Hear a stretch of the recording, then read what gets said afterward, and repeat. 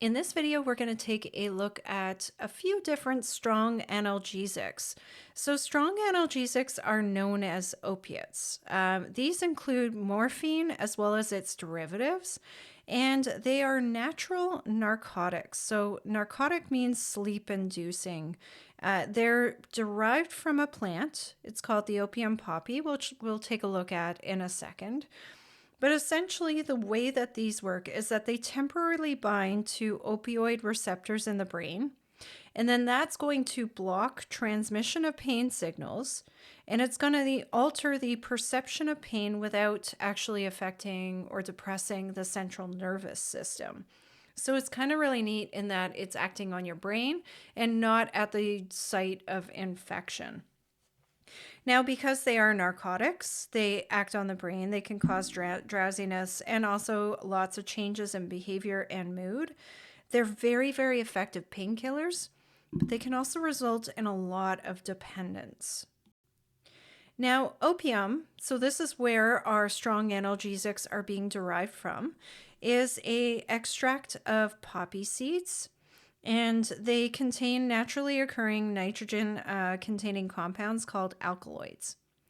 There are 3 narcotics that are derived from opium. So they are codeine, morphine, and heroin, which is also called diamorphine. In order of increasing effective analgesics, codeine is the least, followed by morphine, and then heroin is the strongest out of the 3. So we have these 3 different strong analgesics. Morphine is the principal alkaloid that it makes up about 10% of the mass of raw opium. Codeine makes up about 0.5% by mass of raw opium. So both of these are derived directly from the opium plant, whereas heroin is synthesized usually from morphine.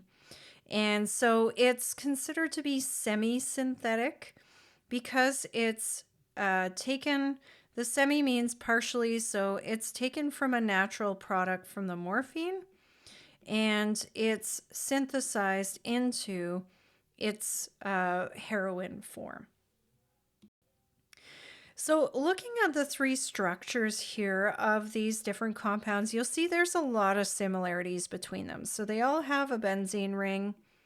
They all have this other 2-ring structure here. One's going flat in the plane and the other one's coming up out of the page here. So they all have those rings, and then they all have this ring with the double bond in it. So those are all common features. And they also have a lot of common sort of functional groups, or where the functional groups are. So for example, we have a tertiary amine on each of them. Okay, so there's our tertiary amine.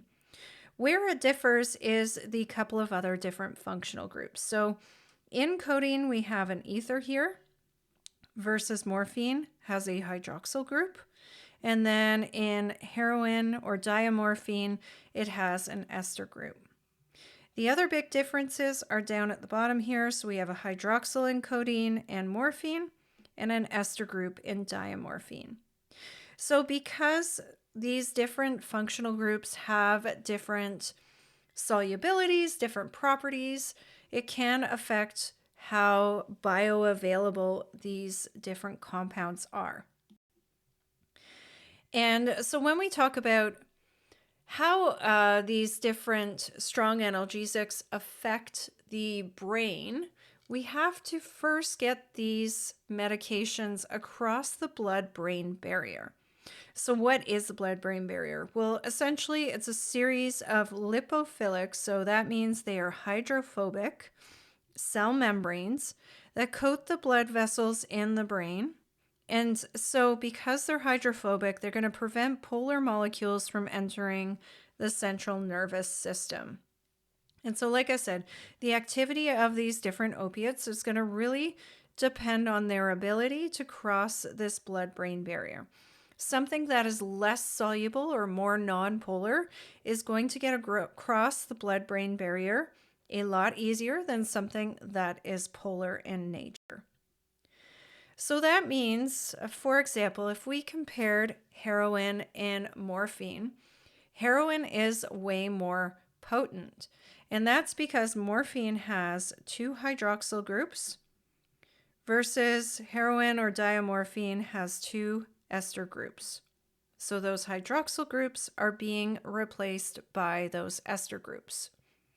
That means that diamorphine or heroin is less polar than morphine is because it doesn't have these polar hydroxyl groups here. Instead has two sort of more non-polar ester groups. And we say they're more nonpolar because none of these can form hydrogen bonds.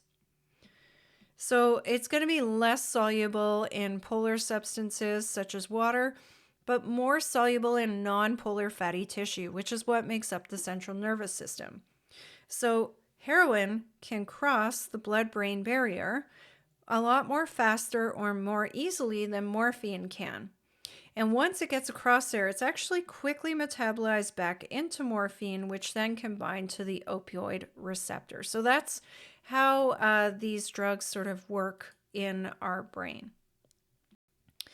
Now, we do want to talk really, really quickly about the synthesis of diamorphine. Obviously, there's lots more that goes into this particular reaction, but the essential gist here is it's an esterification reaction.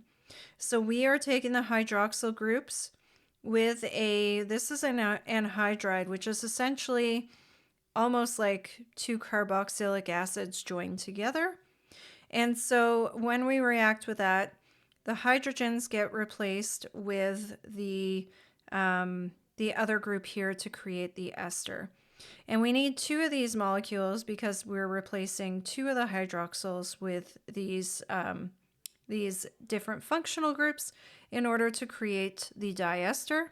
And that's going to create then as our byproduct 2 molecules of ethanoic acid. Finally, the last one we want to talk about is synthesis of codeine. So codeine is available a little bit in nature, but a good majority of it is synthesized because it's very, very low yield in comparison to morphine. So we can take morphine and we can react it in a nucleophilic substitution reaction.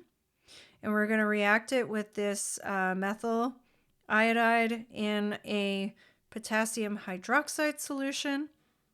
And that's going to then replace this hydrogen here with a methyl group to create the ester, and then our other products are Ki and water.